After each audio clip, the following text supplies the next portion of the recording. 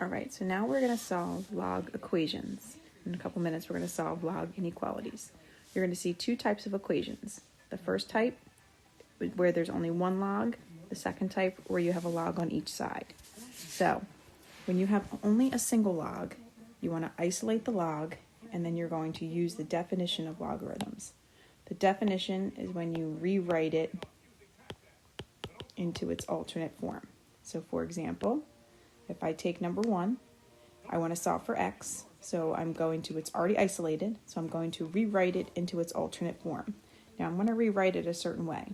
I'm going to drop down the x, drop down the equal sign, 9 to the 3/2 on the other side. So x equals 27. Now, remember there are restrictions, so you have to check for extraneous solutions. Remember the base can't be negative, and what you're taking the log of can't be negative. The fact that this does not fall into either scenario, 27 works out perfectly. So now let's take a look at example 2. Again, drop down the equal sign, base to the power on the other side. We can do one of two things here. We can set it equal to 0 and factor, or we can take the square root of both sides. I'm just going to take the square root of both sides.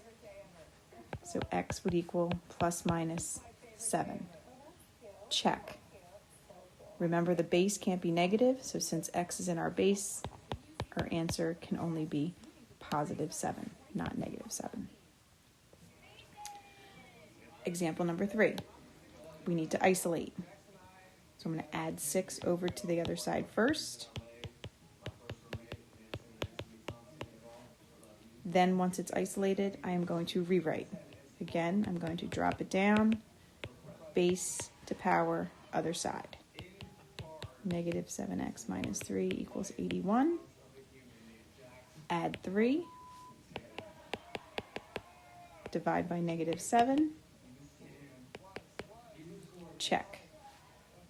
If I were to plug negative 12 in for x, would it make what's inside negative? It would not. So x equals negative 12 is good.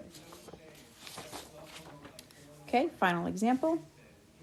Again, I need to isolate the log. So I'm going to add 3 and then divide by 9.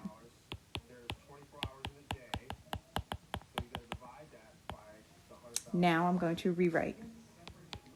Drop it down, base to power, other side. So negative x minus 4 equals 16. Add 4, divide by negative 1. X equals negative 20. Sorry, running out of room there. Check. Make sure it doesn't make it negative. It does not. It is valid. So that is a good answer. Okay, next two examples, we're going to use what's called the property of equality. Just like when we had exponentials, if you have an exponential base that was the same on both sides, they cancel. The same thing happens with logs. Log base 2, and then you just set them equal to each other. This one involves factoring. So I'm going to factor, which I know everybody loves to do. X equals 4 or negative 1. Again, you still have to check to see if any of those answers are extraneous. 4 works out perfectly fine. Negative 1 would be considered extraneous because it makes what you're taking the log of negative. So the answer is only x equals 4. Next example, same thing. Log base 3, x squared minus 15 equals 2x. Not all problems will involve factoring. It just so happens these two do.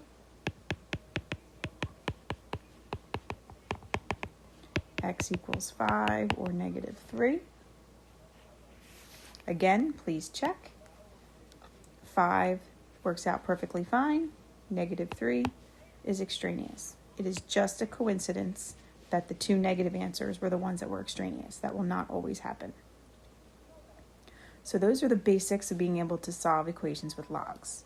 Next, we're going to try solving inequalities. So make sure you pay attention because there's a certain way they need to be written.